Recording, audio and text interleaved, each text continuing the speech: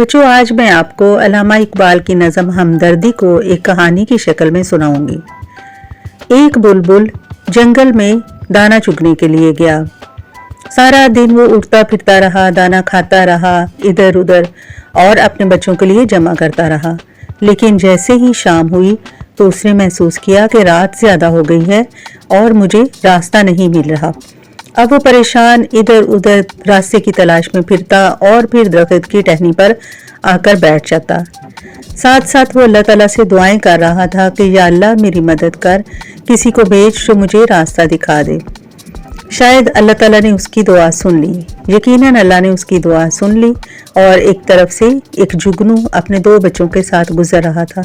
जुगनू ने कहा कि मैं अगरचे छोटा सा कीड़ा हूँ, लेकिन तुमने जो अल्लाह ताला से फरियाद की तो अल्लाह ताला ने मुझे तुम्हारी मदद के लिए भेजा है।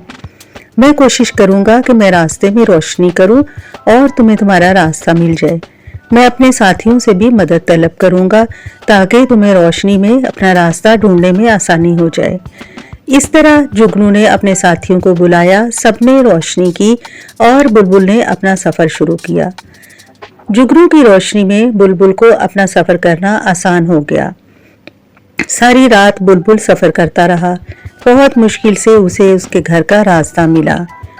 जब वो अपने घर पहुंचा तो सुबह दिन निकल चुका था और बुलबुल ने बहुत लंबा सफ़र करके अपने घर को आखिरकार पा लिया। जब वो अपने घर में पहुंचा तो उसने देखा घोंसले में उसी तरह अंडे पड़े हुए थे। बुलबुल ने अल्लाह का शुक्र अदा किया कि उसके अंडों को कोई खा नहीं गया और एक कोने में उसके बच्चे भी सो रहे थे। तो बच्चों, इस कहानी से हमें क्या सबक मिला? इस कहानी से हमें 2 सबक मिलते हैं। एक तो ये कि शाम के वक्त जल्दी घर आ जाना चाहिए और अंधेरे से पहले पहले अपने घर पहुंच जाएं।